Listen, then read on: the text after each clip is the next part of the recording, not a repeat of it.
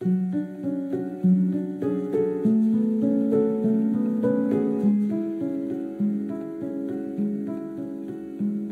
భవానీ, దేగలాల్ గ్రామము, చిప్పగిరి మండలము, కర్నూలు డిస్టిక్. నాకు 2 సంవత్సరాల పాప ఉంది. గవర్నమెంట్ నుంచి వచ్చే మిల్క్, బాలామృతము, ఎగ్స్ అన్ని సౌకర్యంగా ఉన్నాయి. అలాగే మేడం ప్రతి నెల ఇచ్చే విధానంగా చెప్పే పద్ధతిలో కూడా బాగా పాపకి తినిపిస్తున్నాను. మా పాప బాగా హెల్తీగా ఉంది.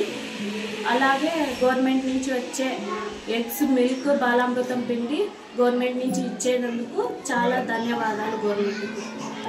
నా పేరు రైమాను, నాది ఏరూరు గ్రామము, చిప్పగిరి మండలము, కర్నూలు జిల్లా. నేను మట్టి నమూనా ఇది పరీక్ష చేయించాను మన విముగునూరులో.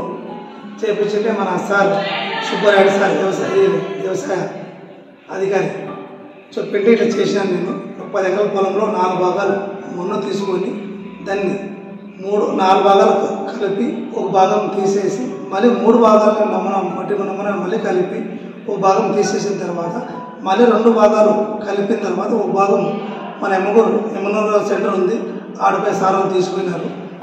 మొన్నని ల్యాబ్ ద్వారా వచ్చిన తర్వాత ఆ రిజల్ట్ చెప్పిన విధంగా కొన్ని మందులు చెప్పితే ఆ విధంగా నాకు పర్టికులర్ వస్తే ఆ విధంగా వేసాను. పంట తక్కువ దిగుబడితే ఎక్కువ లాభం వచ్చినది.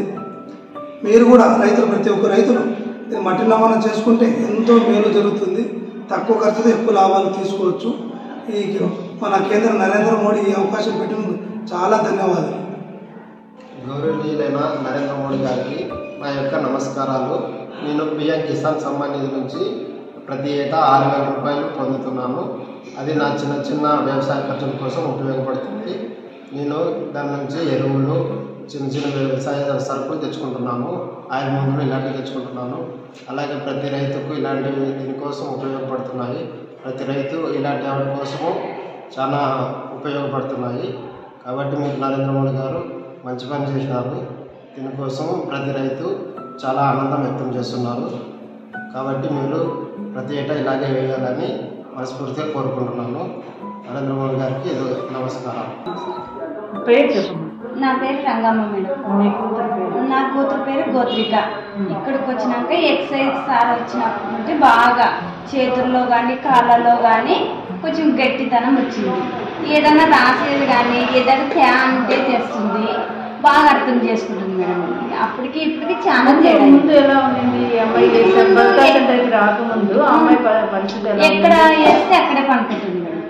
ఎక్కడ కూర్చుంటుండేది మేడం. పండుకునే ఉంటుంది. ఈగలు అనేవి నోట్లే పోతుంది. ఇక్కడికి వచ్చినాక ఎక్సర్సైజ్ చేసినప్పటి నుండి కొంచెం బలం అనేది వస్తుంది అనమాట. మా పాపలో చేంజ్ అవుతుంది.